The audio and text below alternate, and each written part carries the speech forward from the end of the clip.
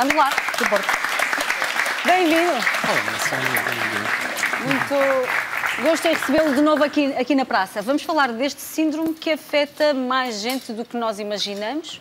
Afeta mais as senhoras. Já começo aqui a dar algumas pistas para iniciarmos a nossa conversa. Em 2002 foi feito um estudo de prevalência a nível mundial, que incluiu Portugal, e chegou-se à conclusão que cerca de 5% das pessoas têm este síndrome. Portanto, é de facto um número considerável. muito marcado. Curiosamente, as senhoras, como disse bem, têm mais este síndrome e então na gravidez é extremamente frequente. E porquê é que isso acontece? Mais de 35% das vezes as pessoas têm este síndrome mais intenso durante a gravidez. Terá a ver com uma carência de ferro? Exatamente. Fiz o trabalho de casa. Fez o trabalho. E vou estudar ontem, fazer revisões da matéria dada. É verdade. Muitas destas pessoas têm uma deficiência de ferro que é detectável por uma análise ao sangue, portanto a ferritina, que é uma análise que se faz de rotina, consegue despistar, digamos, essas carências e muitas vezes o complemento, o suplemento de ferro pode melhorar este síndrome. Aliás, estamos a falar de suplementos que as grávidas normalmente devem tomar, que é o ácido fólico, o ferro. Exatamente. E, portanto, a carência desses nutrientes é que também propicia mais a este síndrome das pernas inquietas. Não é? E apesar do nome ser assim, parece uma coisa muito leve, há pessoas que vivem de facto um inferno por causa desta doença. Porque ela tem vários níveis, não é? Tem vários níveis de gravidade. Há pessoas que de facto praticamente não conseguem viver porque, digamos, a sensação nas pernas é de tal maneira angustiante que tem que estar sempre a movimentar-se. E às vezes aquelas pessoas que nós dizemos, que hiperativo que é. Muitas vezes essa pessoa tem que andar, porque se estiver parada, e é um dos sintomas típicos... Qual é a sensação, então? É uma sensação que às vezes é difícil, os próprios doentes não conseguem explicar. É uma inquietação, é um formigueiro, é um frio, é um calor. Às vezes há pessoas que dizem, sinto como se tivesse um inseto a rastejar por dentro das minhas pernas. É de facto uma coisa muito incomodativa. E que se trata, que há tratamentos farmacológicos, além de haver algumas medidas que são importantes, nomeadamente a higiene do sono, portanto, porque isto vai afetar o sono. Portanto, estas pessoas com o síndrome das pernas inquietas durante o sono mexem muito mais com as pernas. E até porque se manifesta mais mais ao fim do dia e durante a noite mesmo, não é? Aliás, é isto que se tem vindo a descobrir, que isto é uma doença também dos ritmos circadianos, quer dizer... E o que é típico é a pessoa, ao fim do dia, depois de estar sentado muito tempo, começa a sentir uma impressão estranha, que não consegue saber explicar, e tem que se mexer, tem que se levantar. É muito típico nos aviões nós vermos pessoas que andam de um lado para o outro, e essas pessoas podem ser exatamente as pessoas com o síndrome das pernas inquietas, porque nas viagens de avião a pessoa está muito tempo sentado, e essa sensação exacerba-se. Portanto, é típico nos momentos de pausa e de repouso, acentuar-se estes sintomas. Mas já foi identificada uma causa para esta doença? Há várias teorias. Aliás, já se descobriram alguns genes responsáveis pela doença, porque cerca de metade dos casos esta doença é genética e nós perguntamos nas consultas, olha, não tem ninguém na família com estes sintomas? E de facto as pessoas têm. E, portanto, há aqui um componente genético, ainda não se sabe muito bem, há vários cromossomas implicados, mas não se sabe muito bem os genes.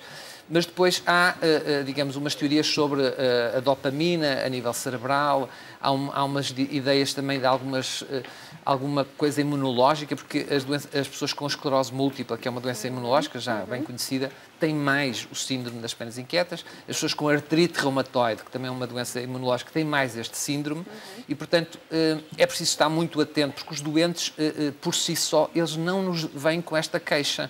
Nós temos que ativamente perguntar, porque as pessoas acham isto tão estranho e que muitas vezes não valorizam. Há muita gente que anda a ser tratada de varizes e não tem nada a ver. É classificado como distúrbio neurológico. Exatamente, certo? Isto é uma doença neurológica, isto é uma coisa que pode ser séria. Aliás, estão bem estudados e documentadas as implicações até do ponto de vista cardiovascular. Quer dizer, a pessoa pode pensar... Mas sim, há ligação, não há? Há ligação com a hipertensão, curiosamente. Portanto, as pessoas que têm este síndrome das pernas inquietas muito intenso têm mais probabilidade de vir a ter hipertensão e as complicações da hipertensão. Então, portanto, devem, por isso, também ser mais seguidas por essa especialidade. Exatamente. É fundamental nós estarmos atentos. Tudo o que seja doença cardiovascular e outras patologias do sono, por exemplo, a apneia do sono também está muito associada ao síndrome das pernas inquietas, as duas coisas coexistem, é preciso despistar uma no evento da outra. Não é? Excesso de peso poderá... Não, o excesso de peso não está envolvido com isso, não. Aquilo que se sabe mais é a questão da deficiência de ferro, que falou muito bem. Portanto, são medicadas estas pessoas com suplementos de ferro, por vezes? Por vezes será esse o primeiro já passo. Nos leva a falar do tratamento. Que Exatamente. tratamentos é que existem? Existem fármacos novos que são muitíssimo eficazes. Eu, de facto, tenho tido pessoas que têm sentido uma recompensa de tal maneira, quer dizer, com novos medicamentos que fazem com que a pessoa durma pela primeira vez ao fim de anos e anos e que possam ter uma atividade normal, porque esta doença vai interferir muito com a nossa qualidade de vida, com a nossa atividade diária. Não poder estar sentado a trabalhar em frente do computador é completamente desagradável. Claro. E depois as pessoas são rotuladas de hiperativas, não é? É verdade. Aliás, gostava de puxar aqui um bocadinho atrás e dizer que nas crianças, temos aqui também muitas crianças a assistir. Também há crianças com este síndrome? Também há crianças com este síndrome das pernas inquietas. E há uns anos atrás, as pessoas diziam, essas coisas são as dores do crescimento, não é? Sim, ouve-se falar muito disso, claro. das dores de crescimento. E não, hoje em dia pensa-se que essas dores de crescimento não é nada mais, nada menos do que o síndrome das pernas inquietas iniciais, porque isto, sobretudo sendo genético, vai-se manifestar mais precocemente. Portanto, temos de estar atentos, porque há crianças que são também rotuladas de hiperativas e elas podem ter um síndrome das pernas inquietas não diagnosticado. Claro. Como é que se faz então o diagnóstico deste O diagnóstico é muito simples, é clínico, é fazer as perguntas-chave, perguntar se a pessoa sente esta impressão quando está em repouso, se melhora andando, portanto, se fazendo movimento passa, se isto acontece ao fim do dia e ao início da noite, que é o mais importante, porque vai interferir com o sono, sobretudo as pessoas que queixam-se que têm insónia, que têm dificuldade em dormir, só conseguem dormir com as pernas para fora. A noite não vai ser reparadora. A noite não vai ser reparadora, dormem 2, 3 horas, estão cansados. E depois, muitas vezes, temos que fazer um estudo do sono para confirmar que durante o sono há estes movimentos e se não há outra doença associada, tal apneia, enfim, outras patologias que podem estar associadas. Claro. Há pouco falamos em medicamentos e há, nesse caso, farmacológicos, tratamentos de fármacos muito recentes. E se falarmos agora, há alguns tratamentos não químicos também para esta doença? Exatamente. Nós temos que aconselhar a todas as pessoas que têm este síndrome, sobretudo numa forma ligeira, que há medidas de caráter geral, mudanças de estilo de vida podem melhorar os sintomas. Por exemplo, o exercício físico moderado, nunca perto da hora de jantar, mas mais para o início do dia, pode melhorar o síndrome das pernas inquietas. Outra coisa é um banho de água quente de imersão das pernas, pode também melhorar. Ou, às vezes, o contrário, gelo também pode melhorar. Há pessoas que sentem-se melhor com o calor, outras com o frio. Evitar tomar muita cafeína. Claro. Evitar tomar álcool. Razões óbvias, se a pessoa já dorme mal, não tabaco, vai tomar. Não é? Tudo isso que são estimulantes agravam. E, curiosamente, há alguns medicamentos, por exemplo, alguma classe de antidepressivos que as pessoas estão a tomar e que às vezes induzem um síndrome de pernas inquietas. Portanto, às vezes tem que se saber, pela história de fármacos que tenham tomado, exatamente, que pode estar na origem destes sintomas um medicamento que já estão a tomar há muitos anos.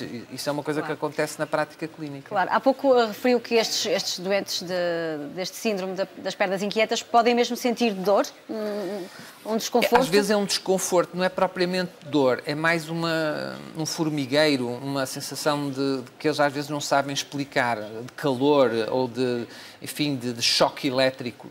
A dor não é propriamente aquilo que sentem. Porque imagino que possam estar a tomar algum analgésico para aliviar e podem estar a fazê-lo de forma errada. Exatamente. Não o devem fazer? Não o devem fazer. Porque as pessoas não devem ter receio de contar ao médico estes sintomas que estão a ter. Na minha experiência, as pessoas raramente nos contam isto. Nós temos que lhes inquirir ativamente. Porque as pessoas acham que isto é... Sim, até pode ser ligeiro, não é? Pode ser ligeiro. Pode ter várias formas. Pode ser uma inquietude mínima ou uma coisa mais séria. Uma coisa mais séria. E há pessoas que estão, enfim, o dia todo a andar de um lado para o outro com uma hiperatividade enorme porque não conseguem estar parados. O ideal é ter, então, uma atividade física, pelo menos durante o dia, não é? Sem dúvida, sem dúvida. A atividade física é importante, tal como evitar, portanto, aquelas coisas, nomeadamente tomar muito café, beber muito álcool, se já tiverem estes sintomas, porque vai haver algum alívio e pode passar de um nível ligeiro para um nível aceitável, não é? Estes doentes estão, neste momento, à espera da derradeira resposta, tem cura? Há doentes em que esta doença melhora, mas são muito poucos, Há períodos em que pode haver uma certa remissão dos sintomas, mas eu diria que a maior parte dos doentes vão ficar com esta doença para toda a vida. E às vezes vai-se agravando com a idade, o que é preocupante. Pode ser ligeiro numa determinada idade, pode passar a ser moderado ou grave. Claro, tem que conviver com ela da melhor maneira, já demos algumas pistas. Com mudanças de estilo de vida, como nós falamos, e procurar um fármaco, que hoje em dia há fármacos muito seguros, de uma toma diária, e as pessoas ficam muito bem controladas com eles. Já percebemos então que há boas notícias para estes pacientes. Dr. João, muito obrigada. Eu que agradeço.